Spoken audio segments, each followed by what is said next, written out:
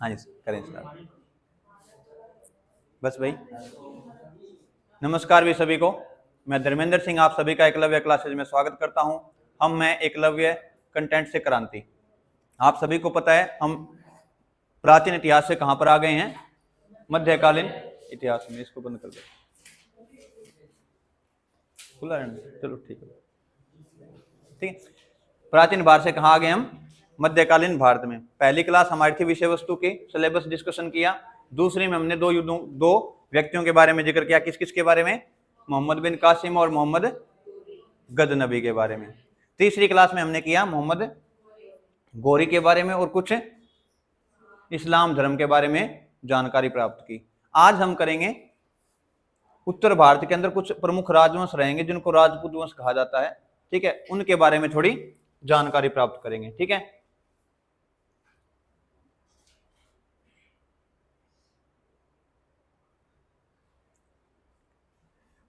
राजपूत वंश है, ये प्रमुखता से कहां रहेंगे भी, गुजरात वाला क्षेत्र है वो, राजस्थान वाला, मध्य प्रदेश के साथ यहीं पे क्या रहेंगे, यूपी। इन 3-4 स्टेट में क्या रहेंगे, प्रमुखता से क्या रहेंगे, राजपूत वंश रहेंगे, ठीक है, उत्तर भारत में। और दक्षिण भारत में मैंने आपको बताया था। अच्छा देखो, 7वीं से 12वीं शताब्दी तक क्या रहेगा, राजपूत वंश रहेंगे भी। क्या रहेंगे, कब से, 7वीं से 12वीं शताब्दी। मैंने आपको कुछ दक्षिण भारत के राज्य बताए थे, उनमें मैंने डेट लिखवाई थी आपको। तो वहां भी क्या है, कोई 6ठी शताब्दी से 12वीं तक, कोई 9वीं शताब्दी से 12वीं शताब्दी तक काम कर रहा है। इसका मतलब क्या हुआ भाई, दक्षिण भारत में जो राज्य चल रहे हैं उन्हीं के साथ में क्या है, उत्तर भारत में क्या चल रहा है, राजपूत शासन चल रहा है। शुरू के जो चोल हैं, चेर चोल पांड्य जो हमने पढ़े थे संगम काल में, उनके समकालीन ये नहीं होंगे, लेकिन बाद में जो होंगे चालुक्य, पल्लव, ठीक है, जो हमने किए थे, पांड्य जो चोल दोबारा जो आएंगे वो किसके समकालीन रहेंगे, राजपूतों के। क्योंकि 7वीं शताब्दी के जो मध्य तक क्या होगा, जो हर्षवर्धन है उसका क्या होगा, शासन समाप्त हो जाएगा, ठीक है। हर्षवर्धन के बारे में पढ़ लिया हमने, ठीक है। तो 7वीं शताब्दी के मध्य तक क्या होगा, हर्षवर्धन का जो शासन काल है वो समाप्त हो जाएगा। वहीं से शुरुआत होगी किसकी, क्योंकि कोई मध्य इकाई नहीं रहेगी काम करने वाली, कोई राजा नहीं रहेगा, तो क्या होगा फिर, वहां पे छोटे छोटे राज्य क्या करेंगे, अपना सर उठाना शुरू कर देंगे। कोई राजस्थान की तरफ से उभर के आएगा, कोई दिल्ली की तरफ से उभर के आएगा, कोई नीचे गुजरात की तरफ, कोई मालवा क्षेत्र है मध्य प्रदेश का, वहां पे उभर के आएंगे। तो कुछ राजवंश हमने पढ़ने हैं। अच्छा, इसमें क्या ध्यान रखना, अपने राजपूत वंशों की उत्पत्ति के संबंध में 3 व्यक्तियों की राय है, वो अहम मानी जाती है भाई। किन व्यक्तियों की, 3। कौन कौन से,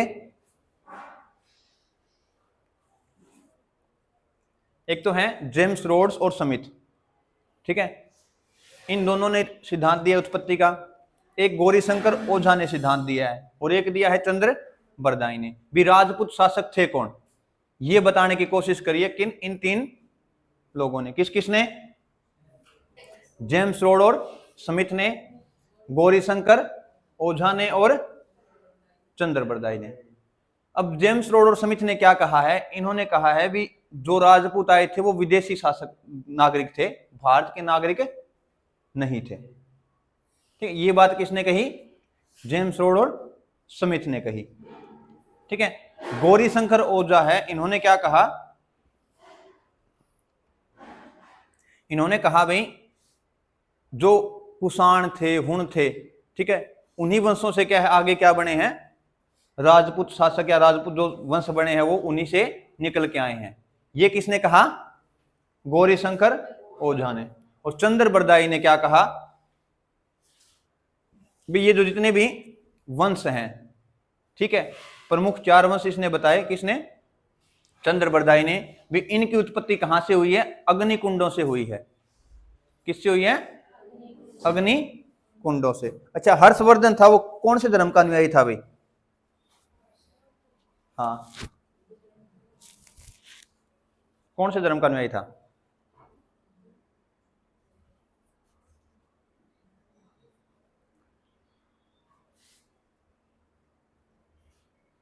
नहीं पता,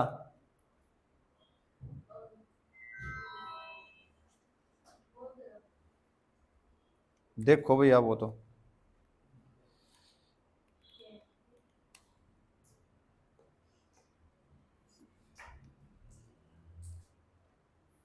सबसे बड़ी कमी हर रोज उभर के आती है आप लोगों की, किस चीज की? रिवीजन की। ठीक है, और ये मत सोचना भी मैं बोलूंगा नहीं, हर रोज जब भी मेरे को यह महसूस होगा मैं बोलूंगा, कहूंगा भी। ठीक है, कई बार होता है नहीं भी हम नहीं करते, सामने वाला थक जाता है बोल बोल के। ठीक है, आप सुनते सुनते थक जाओगे, हम बोलते बोलते नहीं थकेंगे। देखो आपकी सहूलियत के लिए और आपके फायदे के लिए बात है ये, तो ये चाहे हमें 100 बार 500 बार 1000 बार बोलनी पड़े तो हम बोल सकते हैं। ठीक है, जब तक करने लग नहीं जाओगे तब तक मैं लगा रहूंगा ऐसे। ठीक है, रिवीजन करना ही पड़ेगा भाई। ठीक है, आगे समझ में, रिवीजन करना ही पड़ेगा। अब कर लो, 2 महीने बाद कर लेना, या 6 महीने बाद कर लेना। ठीक है, वरना देखो आज आपने क्लास ली है, 3 महीने आप रिवीजन नहीं करते, 3 महीने के बाद अगर कोई दूसरी क्लास सेम टॉपिक की आएगी तो वो आपके लिए अब जैसी है वैसी की वैसी सेम रहेगी, उसमें कोई डिफरेंस नहीं रहेगा, क्योंकि नॉलेज आपने यहां से कम लिया। अगर आपने इनके बारे में पढ़ लिया अच्छे से तो जब दूसरी क्लास लोगे आप तो आपको बेनिफिट तभी होगा जब आपने पहले उसको पढ़ रखा होगा अच्छे से, उसमें कुछ चीजें ऐड हो जाएं। ठीक है, कुछ ऐसी चीजें जो उस क्लास में नहीं थी उनको हम क्या करें, जोड़ के पढ़ लें। ठीक है, तो सबसे प्रमुख मानी जाती है किसकी? चंद्रबरदाई की। क्या कहा चंद्रबरदाई ने भी? ये क्या है, अग्निकुंडों से क्या हुए हैं, उत्पन्न हुए हैं। कौन? राजपूत जो वंश है या राजपूत जो शासक हैं वो। ठीक है, इसमें इन्होंने क्या कहा चंद्रबरदाई ने भी, ऋषि वशिष्ठ थे। ऋषि वशिष्ठ का नाम सुना होगा सभी ने। अब ये मत कहना हमने जिक्र नहीं सुना ऋषि वशिष्ठ का, कहां सुना था?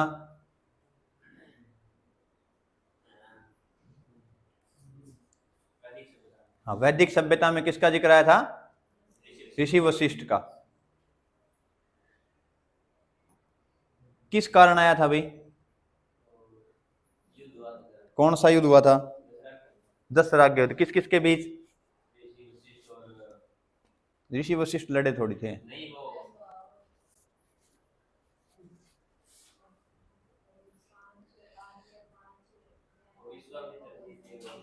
पांच आर्य 5 गैर आर्य, 10 तो एक तरफ थे, उनके सामने एक और था, राजा सुदास। कौन सा राजा था? राजा सुदास। राजा सुदास की तरफ कौन थे? ऋषि वशिष्ठ। और जो 5 आर्य और गैर आर्य थे उनके साथ कौन थे? विश्वामित्र। वहां पे जिक्र आया था किसका? ऋषि वशिष्ठ का। ठीक है, दशराग युद्ध भारत में पहली बार किसी अगर युद्ध के लिखित साक्ष्य हमें मिलते हैं तो वो कौन सा है? दशराग युद्ध, जो कब हुआ था? ऋग्वैदिक काल में। ठीक है, या वैदिक काल में हम उसको कह सकते हैं। तो चंद्रबरदाई ने कहा भी ऋषि वशिष्ठ हैं, इन्होंने क्या है भी धरती पे क्या है भी पाप बहुत बढ़ गया था। ठीक है, क्योंकि हर्षवर्धन का काल था, उसके अलावा छोटे छोटे और राज्य भी काम कर रहे थे। तो कहते हैं उनको कम करने के लिए ऋषि वशिष्ठ ने हिमालय पे जाके क्या किया, एक यज्ञ किया, और उसी अग्निकुंड से क्या है कुछ प्रमुख वंश निकले। ठीक है, क्या निकले? कुछ प्रमुख वंश। 36 वंश बताए इन्होंने। कितने? टोटल 36 जातियां अलग अलग वंशों में। ठीक है, क्योंकि इन्होंने लिख रखा है सूर्य वंश, चंद्र वंश, ऋषि वंश, इस तरीके से उनमें अलग अलग लिखा, किसी में 12 है, किसी में 14 है, किसी में 16, इस तरीके से टोटल इन्होंने क्या बताई? 36। ध्यान में इतना रखना है भी चंद्रबरदाई की स्टेटमेंट ये है, ऋषि वशिष्ठ की वजह से अग्निकुंड से क्या पैदा हुए हैं? राजपूत पैदा हुए। ठीक है, कुछ कहा जाता है, जैसे हमने पहले पढ़ा था कुषाणों के सामंत थे। कुषाण अच्छी एक क्या थी? जाति थी, जो कहां पे शासन कर रही थी? भारत के ऊपर। किस क्षेत्र में? कुषाण कहां शासन कर रहे थे भी?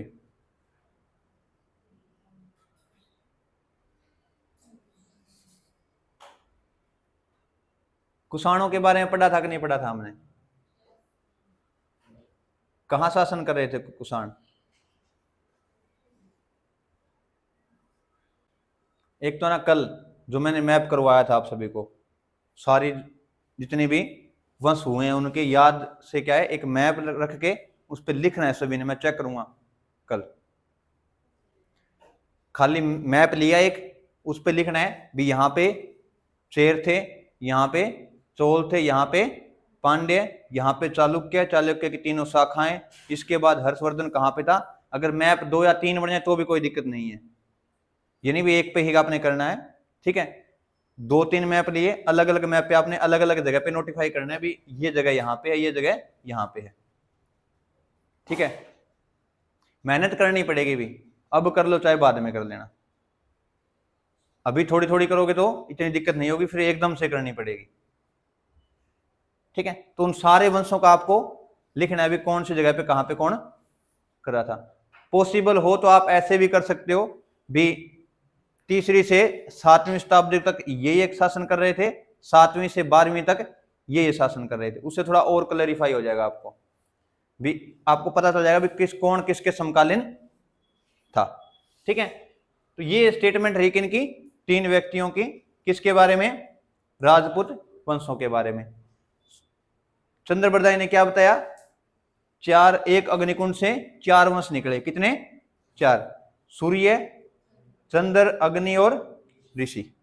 ठीक है, ये 4 आपने ध्यान रखने हैं। इसके बाद प्रमुख राजवंश, इन्हीं वंशों से क्या है, कुछ वंश निकलेंगे जिनके बारे में हमें पढ़ना है। ठीक है, सबसे पहले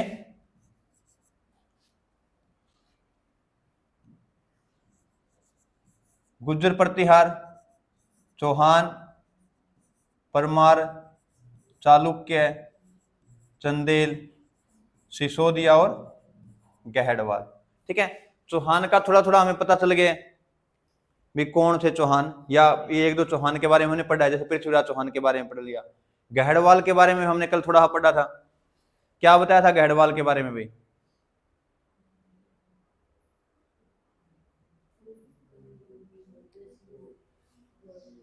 गहड़वाल के बारे में कुछ पढ़ा था कल,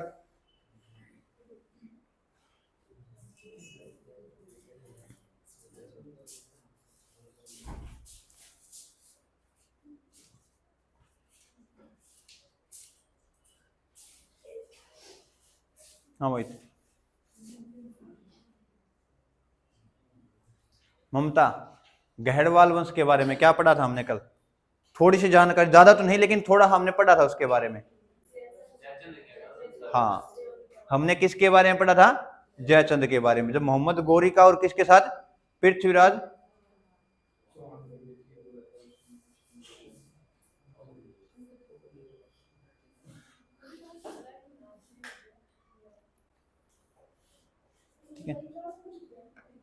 पृथ्वीराज चौहान का और किसका, गोरी का जब संघर्ष चल रहा था तब हमने किसके बारे में पढ़ा था, जयचंद के बारे में। ठीक है, तो इन वंशों के बारे में हमें पढ़ना, इनमें से कुछ ही पढ़ने, सारे नहीं पढ़ने। एक तो हम गुर्जर प्रतिहार किसके बारे में पढ़ेंगे, प्रमुखता से गुर्जर प्रतिहार के बारे में, चौहानों के बारे में, परमार चालुक्य के बारे में और चंदेल। थोड़ी बहुत जानकारी किसकी, गहड़वाल की। गहड़वाल का इतना ही ध्यान में रखना आपने, कौन सा, केवल जयचंद वाली कहानी आपको याद रहनी चाहिए बस। ठीक है, ये 4 या 5 वर्ष हम पढ़ेंगे भाई। ठीक है, सबसे पहले है गुर्जर प्रतिहार वंश। ठीक है, अच्छा इनकी राजधानी क्या थी भाई, जितना आपको लिखवाया आपने उतना ही पढ़ना है। ठीक है, इससे आगे पीछे जाने की आपको ज्यादा जरूरत नहीं है, क्योंकि क्वेश्चन आएंगे तो इन्हीं चीजों से आएंगे। इसके अलावा अगर बहुत कम क्वेश्चन पूछे जाते हैं, इनसे यही चीजें पूछी जाएंगी।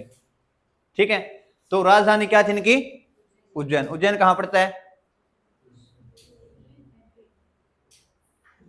उज्जैन एमपी में पड़ता है, यूपी में पड़ता है। अच्छा ये बताओ किस नदी के किनारे उज्जैन, कौन सी नदी, शिप्रा नदी के किनारे। शिप्रा किसकी सहायक नदी है, ये नहीं पता। शिप्रा पे उज्जैन शहर बसा हुआ है और यहां पे क्या लगता है, महाकुंभ का मेला। किसका, महाकुंभ का। कौन सी नदी पे है, शिप्रा नदी पे। और शिप्रा किसकी सहायक नदी है, चंबल की। किसकी सहायक नदी है, चंबल की। ठीक है, संस्थापक कौन हुआ गुर्जर प्रतिहार वंश का, नागभट्ट प्रथम। नागभट्ट प्रथम के बारे में कहा गया है भी इसने क्या हो रहा है, अरब जो शासक थे जो आक्रमण किया था जिन्होंने किस पे, भारत की तरफ, उनको पहले किसने हराया, नागभट्ट प्रथम ने। और इसकी जानकारी मिलती कहां से है, ग्वालियर अभिलेख से। कहां से मिलती है, ग्वालियर अभिलेख से। ठीक है, क्षेत्र प्रमुखता से कौन सा रहेगा, गुजरात। ठीक है, क्षेत्र कौन सा रहेगा, गुजरात। सबसे प्रमुख शासक इसका मिहिर भोज। कौन रहेगा, सबसे प्रमुख शासक मिहिर भोज। उपाधि कौन सी धारण करेगा, आदि वराह की। किसकी, आदि वराह की। क्या हुआ निर्मल, ठीक है, आदि वराह की उपाधि क्यों धारण करता है, क्योंकि इसके बारे में कहा जाता है भी मिहिर भोज है, ये विष्णु का बहुत बड़ा भगत था। क्या था, विष्णु का बहुत बड़ा भगत था, इसलिए इसने क्या उपाधि धारण की, आदि वराह की। आपने 10 अवतार सुने होंगे विष्णु के, उसमें एक अवतार क्या होता है, वराह अवतार भी होता है भी विष्णु जी का। ठीक है, अच्छा, उज्जैन राजधानी रहेगी गुर्जर प्रतिहारों की, लेकिन नागभट्ट द्वितीय क्या करेगा, क्या करेगा, राजधानी कहां बना लेगा, कन्नौज में। ठीक है, अच्छा, अब क्या पता चल रहा है, देखो उज्जैन राजधानी थी, फिर किसको बना लिया, कन्नौज। कन्नौज कहां पड़ता है, यूपी में। कन्नौज कहां पड़ता है, यूपी में पड़ता है। तो अब क्या हो रहा है, राज्य का क्या हो रहा है, विस्तार हो रहा है धीरे धीरे। क्या हो रहा है, राज्य का विस्तार। ठीक है, इसी वंश का एक राजा होगा वत्सराज। क्या होगा, वत्सराज। उसके समय में क्या होगा, एक त्रिपक्षीय संघर्ष स्टार्ट होगा। क्या शुरू होगा, त्रिपक्षीय संघर्ष। ठीक है, चालुक्य, सॉरी, गुर्जर प्रतिहार, राष्ट्रकूट और पाल वंश, 3 वंशों के बीच में किसके लिए, कन्नौज के लिए झगड़े होंगे। किसको, कन्नौज जो क्षेत्र है उसके लिए क्या होगा, झगड़ा होगा। किन किन के बीच, एक तो गुर्जर प्रतिहार हो जाएंगे, एक हो जाएगा पाल वंश, ठीक है, और तीसरा रहेगा आपका राष्ट्रकूट। क्या रहेंगे, राष्ट्रकूट। इनके बीच क्या होगा, एक त्रिपक्षीय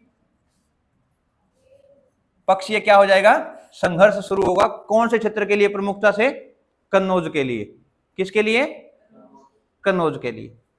ठीक है, कुछ पूछना हो किसी को गुर्जर प्रतिहार वंश से, और डेट का मैंने आपको बताया, इन वर्षों की डेट आपको ध्यान में रखने की जरूरत नहीं है। इनमें से ऐसे ही सीधे सीधे क्वेश्चन आएंगे, वन लाइनर। ठीक है, वनडे एग्जाम में इतना ही पूछा जाता है, ज्यादा नहीं पूछा जाता भाई। ठीक है, कुछ पूछना हो, कुछ समझ में नहीं आया हो, कहां पे, गुजरात में क्षेत्र था प्रमुखता से, और साथ में क्या दक्षिण पश्चिमी जो राजस्थान है वहां भी क्या था, इसका क्षेत्र था शुरुआत में। बाद में क्या देखो, राजधानी कहां चलेगी, कन्नौज में। इन्होंने कन्नौज वाला क्षेत्र भी, नीचे महाराष्ट्र की तरफ भी चले जाएंगे। ठीक है, कहां पे चले जाएंगे, महाराष्ट्र की तरफ भी। एक मिनट में दिखा, ये देखो, ये क्षेत्र है किनका है, चौहानों का। यहां पे क्या है, चंदेल है। ठीक है, ये हम नहीं पढ़ेंगे, ये थोड़ा सा अलग रहेगा नीचे की तरफ। ठीक है, सोलंकी यहां पे रहेंगे, परमार यहां रहेंगे, और इनसे नीचे की तरफ देखेंगे थोड़ा तो वहां पे क्या चले जाएंगे, त्रिपक्षीय संघर्ष में क्या आ जाएंगे, राष्ट्रकूट। वो मैं आपको दिखाऊंगा कब, राष्ट्रकूट वंश रहता है हमारा प्राचीन भारत में, हमने राष्ट्रकूट वंश को नहीं पढ़ा है। जब हम राष्ट्रकूट वंश के बारे में पढ़ेंगे तब मैं आपको बताऊंगा त्रिपक्षीय संघर्ष कहां पे किस किस के साथ कैसे हुआ था। वहां पे थोड़ा हम किसके बारे में पढ़ेंगे, पाल वंश के बारे में भी पढ़ेंगे। किसके बारे में, पाल वंश के बारे में भी। ठीक है, फिर बात करते हैं किसकी, परमार वंश की। परमार वंश के संस्थापक कौन होंगे भाई, कृष्ण राज, ज्यादा क्या आएगा, उपेंद्र राज। ध्यान रखना है, कौन होंगे संस्थापक, उपेंद्र राज। राजधानी किसको बनाएंगे, धारा नगरी को। ठीक है, ये जो क्षेत्र है देखो, ये एरिया किसका है, परमार का। किसका है? परमार का। ठीक है। प्रमुख शासक कौन होगा? राजा भोज। कौन होंगे? उपाधि कौन सी धारण करेंगे? कविराज की। ठीक है। राजा भोज के बारे में सुना होगा आपने, क्या सुना है बताओ फिर, कि कौन सी कहानी? किसने? शेर ने भोजन खुआया। और कोई कहानी?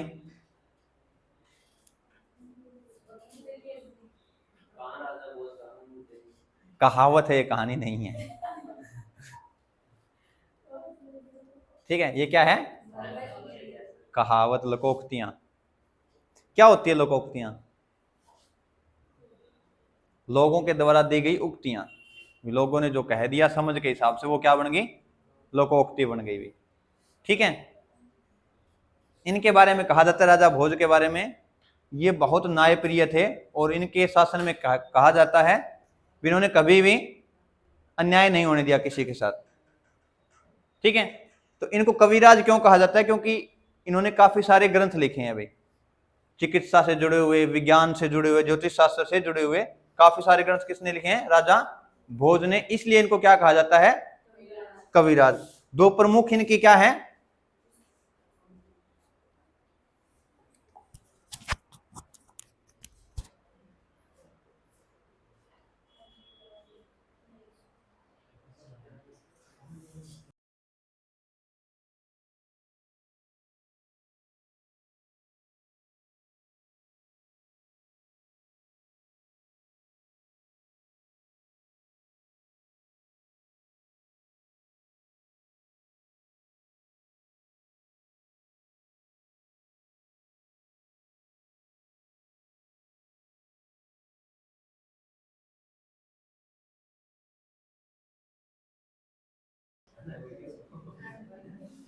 ठीक है।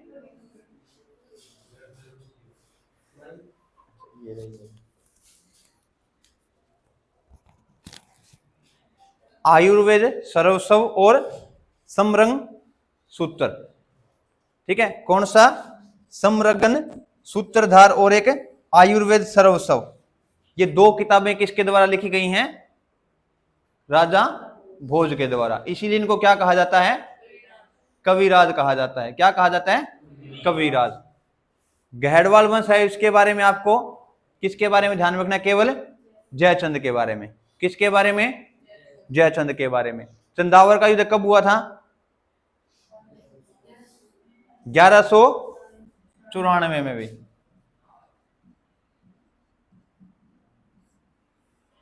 ठीक है। और इस वंश का संस्थापक कौन था? चंद्रदेव। प्रमुख राजा जयचंद। ठीक है। क्षेत्र आपको पता ही है, कल हमने जिक्र किया था मैंने आपको। कौन सा क्षेत्र? यूपी के आसपास का, दिल्ली से लगता हुआ इलाका किसका था? गहड़वाल वंश का। सोलंकी वंश या चालुक्य वंश। ठीक है। कल्याणी जो शाखा थी चालुक्यों की, उसी के साथ लगता हुआ एक और था। कौन सा वंश? सोलंकी वंश। संस्थापक कौन था? मूलराज प्रथम। ठीक है। भीम प्रथम के बारे में कुछ जानकारी कल हमने ली थी भाई, पढ़ा था भीम प्रथम के बारे में। क्या पढ़ा था? पहला युद्ध होता है किसके साथ? मोहम्मद गौरी के साथ। हारता है जीतता है भीम प्रथम? जीत जाता है कौन? भीम प्रथम। ठीक है। इस वंश का प्रमुख शासक कौन रहेगा? जयसिंह। और जयसिंह के दरबार में एक आचार्य रहेंगे, जैन आचार्य हेमचंद्र। ठीक है। और इन्हीं जयसिंह ने क्या है, मोडेरा में क्या बनवाए हैं? सूर्य मंदिर। क्या बनवाए हैं? सूर्य मंदिर। तो इन वंशों से दो दो चार चार जानकारी अपने ध्यान में रखें, ज्यादा इनके बारे में डिटेल में नहीं पढ़ना है। वैसे अगर आप पढ़ोगे तो इन वंशों के बारे में बहुत सारी जानकारी मिलेगी पढ़ने के लिए, लेकिन वही जानकारी जो हमारे लिए एसेंशियल है, जो जरूरी है पहले वो। हाँ, एक बार इसको पढ़ लो आप, फिर उसके बाद अगर आप अपनी तरफ से इसको और अच्छे से पढ़ना चाहते हो तो इनको और तरीके से आप, जैसे इनके बारे में आगे और आपने चर्चा करनी है, सीखना, तो आप इनके बारे में पढ़ सकते हो। लेकिन एक बार इतना ही आपने ध्यान में रखना है, ठीक है, क्योंकि हर वंश की एक पूरी वंशावली मिलेगी, एक वंश के अंदर 20-20, 30-30 राजा होंगे। तो अगर आपका मन है हिस्ट्री पढ़ने का बहुत अच्छे से, तो आप पढ़ सकते हो, चौहान वंश को बढ़िया तरीके से पढ़ो, ठीक है। अच्छा देखो, हमारे यहाँ पे नहीं, लेकिन राजस्थान के अंदर क्या होता है, चौहान वंश को बहुत अच्छे से पढ़ाया जाता है, ठीक है, क्योंकि एक बहुत बड़ा प्रभाव है राजस्थान की जो कल्चर है, उसकी शैली है, कला, उन सब के ऊपर किसका, चौहान वंश का, ठीक है। तो इसलिए इसको बहुत अच्छे से पढ़ाया भी जाता है। तो अगर किसी को बहुत अच्छे से पढ़ना है तो कोई टीचर अच्छा है जिसकी, जो राजस्थान में RS वगैरह की तैयारी करवाते हो, तो उनकी एक प्ले लिस्ट उठा लेना, उसमें चौहान वंश की पूरी 20-30-50 वीडियो मिल जाएंगी आपको, एक ही वंश की। तो इस तरीके से आप अलग अलग वंशों को पढ़ भी सकते हो, ठीक है। चौहान वंश के बारे में सबसे प्रमुख एक चीज को ध्यान रखना आपने, पृथ्वीराज तृतीय को। किसको? पृथ्वीराज तृतीय, पृथ्वीराज चौहान को, ठीक है। संस्थापक कौन थे इसके? वासुदेव। तो चौहान वंश की स्थापना किसने की? वासुदेव ने। राजधानी अजमेर। प्रमुख राजा पृथ्वीराज तृतीय। एक विग्रह राज होंगे चौहान वंश में ही, उनके दरबार में कौन मिलेंगे आपको? सोमदेव मिलेंगे। क्या मिलेंगे? सोमदेव। और इन सोमदेव ने ललित विग्रह राज नाम से क्या लिखी है कि किताब लिखी है। किस नाम से? ललित विग्रह राज। ये जरूरी है, अभी जो बुक्स का नाम आए वो आपने याद रखना है, ठीक है। ललित विग्रह राज किसने लिखी है? सोमदेव ने लिखी है। किसके दरबार में थे? तो विग्रह राज के दरबार में। और कौन सा वंश था? चौहान वंश। तो ये 5 वंश है, इन 5 वंशों के बारे में आपको ध्यान रखना है, ठीक है। राजपूत वंशों में आए तो 5 वंशों में थोड़ी थोड़ी जानकारी हमें होनी चाहिए, क्योंकि इनके नाम बीच में कहीं आ गए तो आपको ये न लगे ये कहां से आ गया बीच में अचानक से, ठीक है। वो नहीं होता कई सारे, जैसे कोई मूवी होती है उसमें बहुत सारे कैरेक्टर हो, तो हम क्या थोड़े कंफ्यूज हो जाते हैं, ये कहां से आ रहा है, ये कहां से आ रहा है, ठीक है। तो हमें थोड़ा पता होना चाहिए उसका बैकग्राउंड का।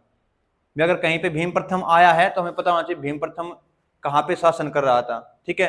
अगर पृथ्वीराज चौहान का जिक्र है तो हमें पता होना चाहिए तो पृथ्वीराज चौहान कहाँ पे थे, ठीक है। ऐसे ही चंदावर का युद्ध हुआ जयचंद्र के साथ, तो जयचंद्र का पता होना चाहिए कौन से वंश से था और क्यों उसके साथ युद्ध हुआ, ठीक है। तो ये जानकारियां किससे हैं? प्रमुख राजवंश जो हैं, राजपूत राजवंश, उनके बारे में, ठीक है। फिर एक चंदेल। कौन सा? चंदेल। संस्थापक कौन होंगे? नन्नुक। कौन होंगे संस्थापक? नन्नुक। इसमें आपने एक ध्यान में रखना है, भी जो खजुराहो का विष्णु मंदिर है, ठीक है, ये किन्होंने बनवाया था? चंदेल शासकों ने बनवाया था अभी, ठीक है। खजुराहो का विष्णु मंदिर, ये सबसे इंपॉर्टेंट डिटेल है, किससे? चंदेल वंश से। तो आपसे पूछ ले भी जो खजुराहो के जो विष्णु मंदिर है वो किसने बनाया था? वो चंदेल शासकों ने या चंदेल वंश ने, ठीक है। क्योंकि पहले ऐसा ही था भाई, एक व्यक्ति से कोई चीज बनवाई नहीं जाती थी भाई, एक समय पीरियड लगा। अगर उसका समय काल बहुत लंबा है, 50-60 साल अगर उसने शासन किया तब तो वो पूरा हो जाएगा। अगर शासन काल छोटा छोटा है, किसी का 5 साल है, किसी का 7 साल है, तो क्या टुकड़ों में वो बनाए जाते थे। जैसे कुतुब मीनार के बारे में सुना होगा आपने, वो एक राजा ने तो नहीं बनवाया, वो धीरे धीरे क्या है बना है, 2-3 लोगों ने इसको बनवाया है। तो ऐसे ही क्या है, जो विष्णु मंदिर है ये भी क्या है, चंदेल शासकों ने इसको पूरा करवाया है, ठीक है। आलाउद्दीन के बारे में सुना होगा आपने। आलाउद्दीन की कहानी सुनी है? किस किसने सुनी है? मंजू सुनाएगी फिर आपको आज। बहुत पुरानी सुनेगी, ये बहुत पुरानी तो है, 1182 की तो है नहीं तो मैं कौन कहना 2018 में कोई सुनाती हो, ठीक है। परमर्दी देव थे एक शासक, किसके? चंदेल वंश के। इन पे हमला करता है कौन? पृथ्वीराज चौहान। अब परमर्दी देव से पहले कहते हैं भी इन आलाउद्दीन को इन्होंने क्या कर दिया था? दरबार से निकाल दिया था। अभी कोई ऐसी बात हो गई होगी दरबार के अंदर राजा की, और ये दोनों सेनापति थे, आला और उदल, चाचा भतीजा थे दोनों। क्या थे? चाचा भतीजा, परमर्दी देव के दरबार में। इनको बाहर भेज दिया गया। फिर कहते हैं परमर्दी देव के लिए उसकी बीवी ने क्या की? रिक्वेस्ट की किसके पास जाके, आला और उदल के पास जाके। ठीक है भाई, राजपूत शासक हैं और आप राजपूत शासकों के क्या हो, सेनापति हो। कोई बाहर से आक्रमण करे, ठीक है, और आपकी महिलाओं पे बच्चों पे अत्याचार करे तो आपको शोभा नहीं देता। तो इसलिए कहते हैं फिर आला उदल दोबारा जाते हैं किससे लड़ने के लिए, पृथ्वीराज चौहान से। युद्ध कौन जीतेगा, वो पृथ्वीराज चौहान। आला उदल क्या होंगे, दोनों मारे जाएंगे उसके अंदर। ठीक है, राजवीर सर का नाम सुना आपने, स्प्रिंग बोर्ड में जो पढ़ाते हैं, उन्होंने ये कहानी, क्योंकि वो ये आला उदल जैसे वंश राजस्थान में ज्यादा चलते हैं, उन्होंने एक कहानी बता रखी है, बहुत अच्छी है आला उदल के बारे में। और वैसे आप पढ़ना चाहते, कविता है पूरी की पूरी इस पे लिखी हुई, आला और उदल के ऊपर लिखी हुई, तो आप वो भी सुन सकते हो। ठीक है, तो आला उदल मारे जाते हैं। कहते हैं भी आला उदल की गर्दन कटने के बाद कुछ मिनट तक इनके धड़ भी लड़ते रहे थे, ऐसा प्रताप था इन लोगों का। ठीक है, ये पता नहीं सच्चाई है कि बढ़ा चढ़ा के कहा गया है, लेकिन ऐसा कहा गया है भाई, गर्दन कटने के बाद भी कुछ मिनट तक इनके धड़ भी लड़ते रहे थे। ठीक है, अंतिम राजा कौन होगा, प्रमुख राजा विद्याधर। अच्छा, विद्याधर क्या है, राज्यपाल है। कौन, जो राज्यपाल है वो कहां पे, गुजरात की तरफ शासन करता होगा, और उस पे क्या करेगा, मोहम्मद गोरी आक्रमण करेगा, तो ये राज्यपाल जो है ये छोड़ के भाग जाएगा उस युद्ध को। ठीक है, तो बाद में क्या करेगा, विद्याधर आएगा, ठीक है, चंदेल यहां से कहां पे, गुजरात की तरफ आएगा, और किसकी हत्या कर देगा, राज्यपाल की हत्या कर देगा। कारण क्या रहा इस हत्या का, इसने किसने, राज्यपाल ने किसके साथ युद्ध नहीं किया था, मोहम्मद गोरी के साथ युद्ध नहीं किया था। ठीक है, और कहते हैं भी गद्दार होने से अच्छा है कुछ हो ही ना। ठीक है, बहुत बड़ा दोष माना जाता था कब, इन वंशों के अंदर, किस चीज का, गद्दारी का। ठीक है, आगे हम अलाउद्दीन खिलजी के बारे में पढ़ेंगे, वहां भी आपको एक व्यक्ति का नाम आएगा। ठीक है, वो भी क्या करता है, अलाउद्दीन खिलजी को कहां लेके जाता है, राजपूत वंशों की तरफ, पद्मावती के लिए भड़का के वही व्यक्ति लेके जाएगा। ठीक है, अलाउद्दीन खिलजी के बारे में हम पढ़ेंगे। सबसे अच्छा और सबसे बेवकूफ दोनों राजा एक साथ में, कौन था, अलाउद्दीन खिलजी। ठीक है, क्योंकि कहते हैं अलाउद्दीन खिलजी के बारे में बहुत अच्छा पढ़ा लिखा विद्वान था, लेकिन दिक्कत क्या थी, उसने जितने भी युद्ध किए, ठीक है, चाहे उसने राजधानियां बदली, सब में क्या हो गई, उसने जितने भी निर्णय लिए वो सारे क्या हो गए, उसके गलत हो गए। ठीक है, इसलिए अच्छा भी और साथ में बेवकूफ भी या गलत भी, दोनों माना जाता है किसको, अलाउद्दीन खिलजी को।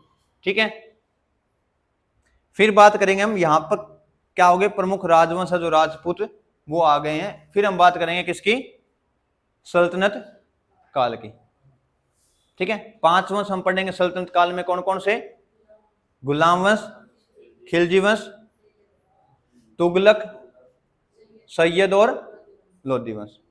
ठीक है, 1206 से 1526 ईस्वी तक। 1526 में क्या होगा, पानीपत की पहली लड़ाई किस किस के बीच होगी, बाबर और इब्राहिम लोधी के बीच। वहां से किसकी शुरुआत होगी, मुगल वंश की स्टार्ट। ठीक है, अच्छा, अब जो गुलाम वंश है इसको दास वंश भी बोला जाता है, गुलाम वंश भी। कुछ लोग इसको कहते हैं भी गुलाम वंश नहीं कहा जा सकता, क्योंकि इनके बारे में कहा गया भी शुरू के जो 3 हैं, कुतुबुद्दीन, आराम शाह और इल्तुतमिश, यही क्या हैं, गुलाम थे, बाकी क्या थे, सारे स्वतंत्र शासक थे। इसलिए इसको गुलाम वंश कहने से अच्छा इसको क्या कहा जाए, मामलुक वंश कहना ज्यादा सही रहेगा। और वैसे एक वंश नहीं था, यहाँ पे दास वंश, गुलाम वंश कहा जाता है, लेकिन यहाँ पे 3 अलग अलग शासक क्या हैं, वंश काम करेंगे।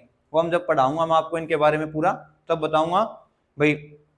शुरू के 3 हैं वो अलग वंश से, बीच में रजिया सुल्तान और नसरुद्दीन तक यहाँ तक अलग, और आगे गयासुद्दीन और ये अलग वंश से संबंधित थे। ठीक है, टोटल इनके बारे में, इनमें से प्रमुख पढ़ने हमने कुतुबुद्दीन ऐबक, ठीक है, इल्तुतमिश, फिरोज शाह, रजिया सुल्तान। ठीक है, फिर एक गयासुद्दीन बलबन के बारे में पढ़ना है। ठीक है, टोटल 11 बनेंगे, कितने 11, उनमें से केवल 4 या 5 की जानकारी हमें प्राप्त करनी है। ठीक है, इसको लिखना चाहो तो लिख सकते हो, ना लिखो तो जैसे क्लास शुरू करेंगे हम उसमें मैं सारे लिखवाऊंगा आपको। ठीक है, प्रमुखता से ये। फिर दूसरा वंश आएगा खिलजी वंश। ठीक है, अच्छा जो क्यूमर्स है इसकी हत्या कौन कर देगा? जलालुद्दीन खिलजी। ठीक है, पूरी सल्तनत काल में सबसे बुजुर्ग व्यक्ति अगर कोई राजा बना तो वो कौन था? जलालुद्दीन खिलजी। और इस वंश का सबसे प्रतापी राजा अलाउद्दीन खिलजी। रजिया सुल्तान के बारे में कल मैंने बताया था आपको भाई, पूरे भारत के अंदर एकमात्र महिला सुल्तान अगर बनी थी वो कौन थी? रजिया। ठीक है, सल्तनत काल क्यों कहा जाता है इसको भी? क्योंकि इसमें जो राजा आएंगे वो क्या करेंगे? सुल्तान की उपाधि धारण करेंगे। किससे? कौन देगा उपाधि सुल्तान की?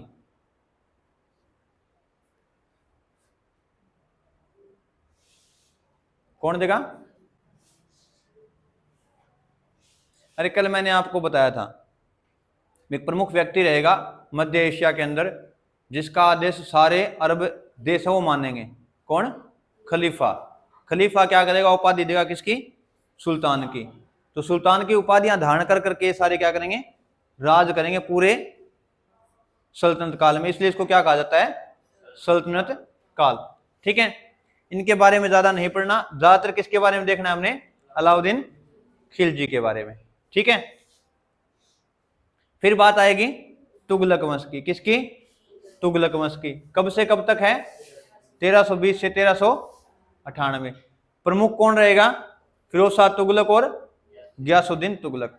फिरोज शाह तुगलक के बारे में पढ़ेंगे अच्छे से, और किसके बारे में पढ़ेंगे? गयासुद्दीन तुगलक के बारे में। और फिर आएगा सैयद वंश। कौन सा आएगा?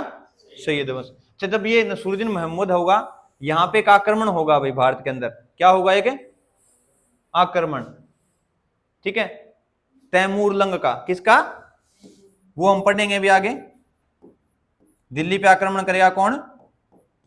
तैमूर लंग। ये भी कहां से आएगा? अरब की तरफ से। ठीक है, तैमूर लंग क्यों कहा जाता था इसको? कहते हैं ये लंगड़ा था एक पांव से। क्या था? एक पांव से लंगड़ा, इसलिए इसको क्या कहते हैं? तैमूर लंग। ठीक है, इसी के साथ कहते हैं भी कौन आया था? खिजर खां।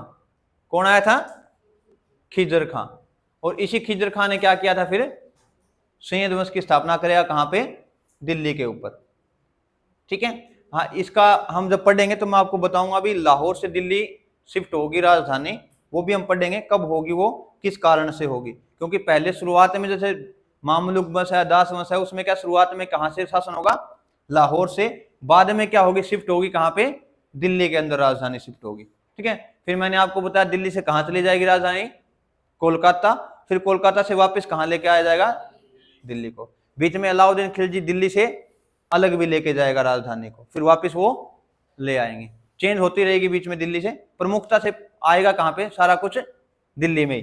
ठीक है, अंतिम शासक अलाउद्दीन आलम शाह। ठीक है, फिर किसकी शुरुआत होगी?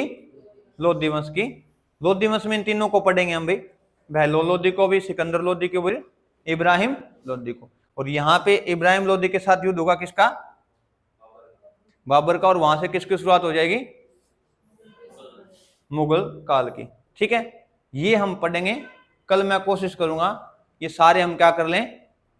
कंप्लीट कर लें, क्योंकि ज्यादा कुछ जानकारी हम नहीं प्राप्त करेंगे। कुछ कुछ चीजें प्रमुखता से, कोई शहर बसाया है, कोई प्रमुख युद्ध हुआ है, ठीक है, या कोई नीति ऐसी चलाई गई हो किसी वंश के द्वारा। ठीक है, जैसे गयासुद्दीन बलबन आएगा तो वो क्या करेगा? सजदा और पैबोस की नीति अपनाएगा। इसी तरीके से कोई नीति आएगी बीच में तो वही पढ़ेंगे हम, बहुत डिटेल से नहीं पढ़ेंगे इस चीज को। ठीक है, क्योंकि वनडे एग्जाम में बहुत सारी चीजें आपसे नहीं पूछी जाएंगी। ठीक है, या तो राजाओं के बारे में, राजाओं के काम, या फिर जैसे पूरा सैयद वंश है इसके अंदर प्रशासनिक ढांचा कैसा था। ठीक है, प्रधानमंत्री को क्या कहा जाता था, सेनापति को क्या कहा जाता था, ये चीजें पूछी जाती हैं। ठीक है, सेनापति कौन था, किसके साथ युद्ध हुआ था, ऐसी जानकारी कम। बस इतना ध्यान रखना कोई युद्ध हुआ है तो किस किस के बीच हुआ है और उस युद्ध का प्रभाव क्या रहा है। ठीक है, जैसे अभी ये आक्रमण होगा तैमूर लंग का, तो यहाँ से क्या सैयद वंश की शुरुआत हो जाएगी, ये पूरा वंश खत्म हो जाएगा, तुगलक वंश। ठीक है, तो ऐसे कुछ प्रमुख युद्ध पढ़ेंगे, और साथ में किसी राजा ने किसी शहर की स्थापना करी है तो वो, और इसके अलावा कोई बढ़िया इमारत बनवाई है तो वो। इतना हम किस में पढ़ेंगे? सल्तनत काल में। फिर हम मुगल काल को पढ़ेंगे। मुगल काल को अच्छे से पढ़ना है, ठीक है। उसमें काफी सारी डिटेल से पढ़ना पड़ेगा। अभी बहुत सारे जो शासक है उनने बहुत अच्छे अच्छे काम और बहुत अलग अलग नीतियां सबने अपनाई थी, तो उन सब के बारे में जानकारी हमें होनी चाहिए किसके अंदर? मुगल काल के अंदर, ठीक है। तो आज के लिए इतना ही भी। कुछ पूछना हो किसी को, कल से कुछ किया है उसके अंदर, कोई पढ़ के आए हो घर से तो